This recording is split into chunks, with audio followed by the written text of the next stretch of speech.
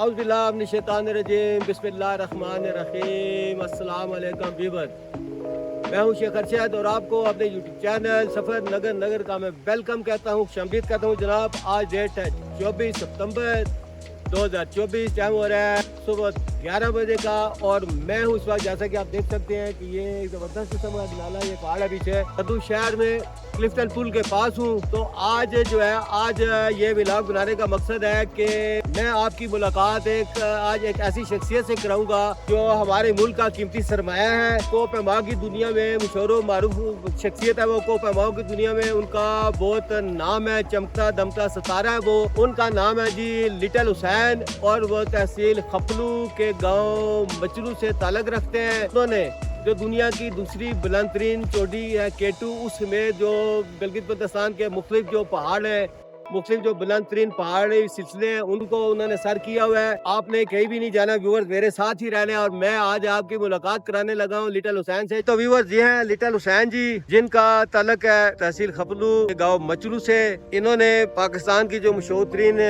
पहाड़ी सिलसिले हैं उनको सर किया हुआ है। तो चले इनसे मिलते हैं जी। लिटिल हुसैन भाई, बहुत शुक्रिया जी। मैं सबसे पहले सफर नगर नगर यूट्यूब चैनल का मैं इंतहाई मशकूर ममनून हूँ। मैंने 1998 से इस माउंटेनियरिंग फील्ड में कदम रखा हूँ। सबसे पहले मैंने 1998 में गाशिबरूम 2 8000 बुलंद 35 मीटर की बुलंद तरीन चोटी। ये फुट में बताएंगे आप, फुट में कितना बन जाता होगा? फुटों के हिसाब से तकरीबन 27,000 फुट होता है। 8035 मीटर बुलंद तरीन चोटी को मैंने 2 दफा सर किया और केटू 8611 मीटर बुलंद तरीन चोटी को मैंने 2 दफा सर किया। किस साल? 2004 में केटू को मैंने सर किया और 2023 में जो लास्ट ईयर में मैंने केटू को सर किया। इसके बाद बराट पीक को मैंने 8047 मीटर को मैंने तकरीबन 5 दफा सर किया। और ये एक मेरे पास वर्ल्ड रिकॉर्ड है कि बराट पीक की समिट से मैंने तकरीबन 2 डेड बॉडी 8000 की बुलंद तरीन चोटी से मैंने सर रेस्क्यू किया हूँ और 2 जख्मी बंदे को मैंने रेस्क्यू करके बहिफाजत बेस कैंप पहुँचाने का भी एजाज हमारे पास मौजूद है। गाशिबरूम 1 8068 मीटर को भी मैंने 2 दफा सर किया। गाशिबरूम 2 8035 मीटर को भी मैंने सर किया। मेरे लिए नंगा परवर रह किया क्योंकि इस साल मैं नंगा पर्वत की कलामिंग के लिए गया था। बदकिस्मती से मेरा मेंबर थोड़ा बीमार हुआ। तकरीबन 7500 के करीब से हम वापस आए। फ्यूचर में भी इंशाल्लाह हम नंगा पर्वत को भी सर करके पाकिस्तान का मैं नाम रोशन करूंगा। शुक्रिया। लेकिन हमारे एक यही अपील है गवर्नमेंट ऑफ पाकिस्तान से, क्योंकि इतना हम स्टिप काम करके आते हैं लेकिन हुकूमत पाकिस्तान हमारे इस लिए कोई हौसला अफजाई नहीं फरमाते, फैसिलिटीज वगैरह नहीं देते। तो ये जो अखराजात होते हैं, ये क्लाइंबिंग आप करते हैं, पहाड़ी चोटियां सर करते हैं इतनी बुलंद तरीन, तो ये जिसके अखराजात है, इसके अखराजात कौन उठाता है? इसके अखराजात जो है बाहर के फॉरेनर आके वो लोग उठाते हैं। हालांकि हमारा हौसला अफजाई भी नहीं करते, मामूली पार्टी भी नहीं देखते। इतना हम बड़ा जो है चोटी को सर करके आते हैं, एक बड़ा जानलेवा खेल कामयाब करके आते हैं, लेकिन हमारा कोई ख़ास पूछने वाला नहीं है। इसलिए हमारा थोड़ा सा दिल शिकनी होते हैं। तो हमारा यही गवर्नमेंट ऑफ पाकिस्तान से गुजारिश है कि खुदा के लिए हमारे भी हौसला अफजाई फरमाएं। तो हम इंशाअल्लाह पाकिस्तान के बुलंद तरीन दुनिया के बुलंद तरीन 14,8000 के पीक से इनको हम सर करके पाकिस्तान का नाम रोशन करेंगे। जिंदाबाद। तो लिटिल हुसैन भाई, ये बताइएगा कि ये शौक आपको कब से हुआ और आपका जो इस फील्ड में, क्लाइंबिंग की फील्ड में, इस प्रोफेशन में आपका जो आइडियल शख्सियत है, आइडियल शख्सियत कौन सी है?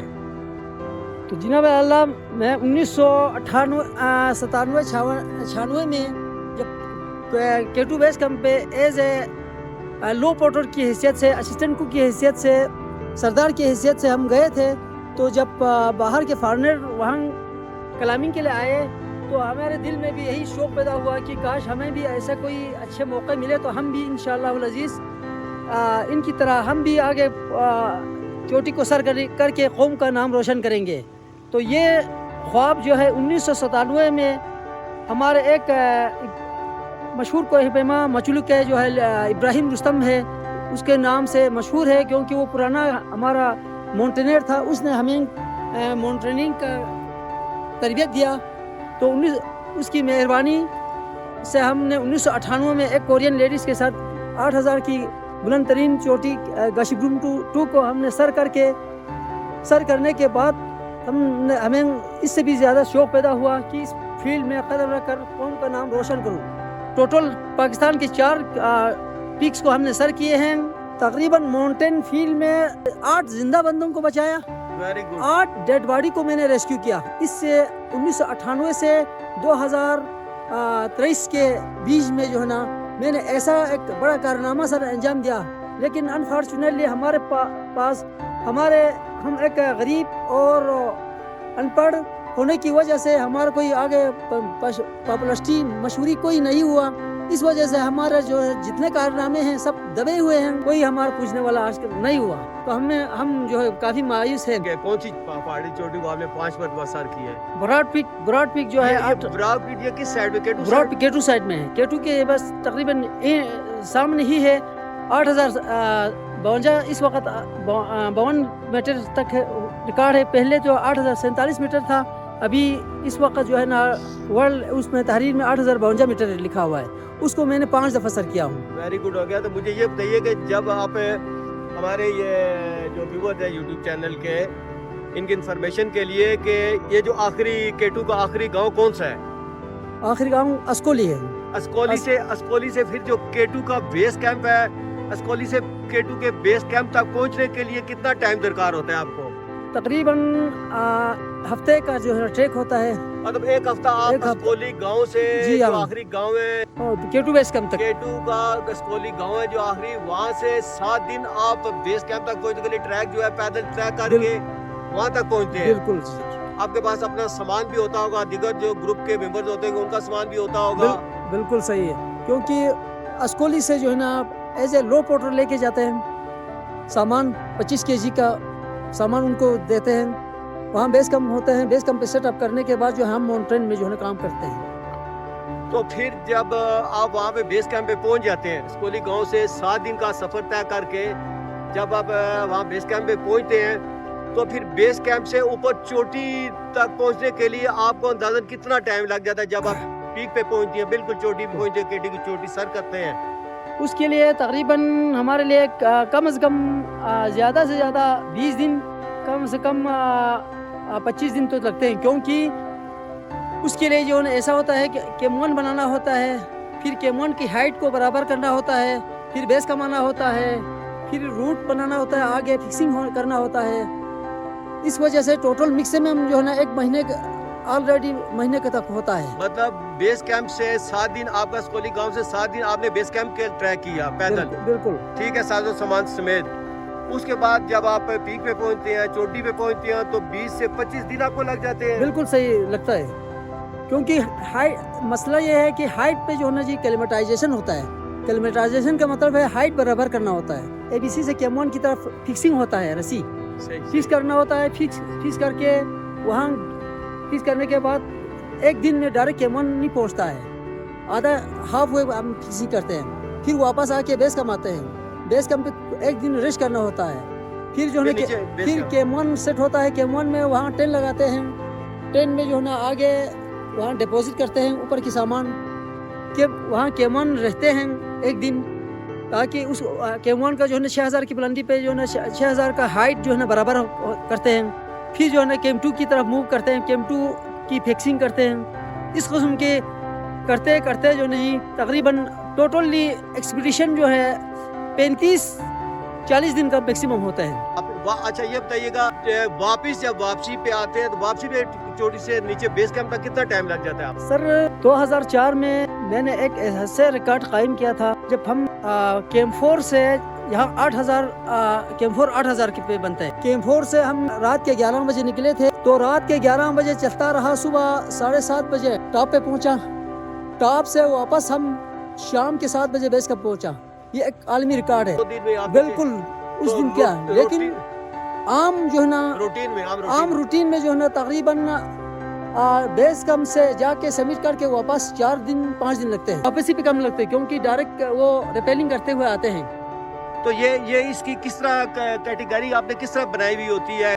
बेस कैंप जो है तकरीबन 4500 पे के है, और केम1 तकरीबन 5500 पे होते हैं। तकरीबन 1000 के बीच जो है ना जी मीटर के बीच जो है ना कैंप होता है। 1000 मीटर के बीच में कैंप होता है। तो ये 1000 मीटर का जो डिस्टेंस है, जो फासला है 1000 मीटर का, ये अंदाजन कितने टाइम में आपका तय हो जाता है? اس میں ٹائم تقریباً 6-7 گھنٹے لگتے ہیں.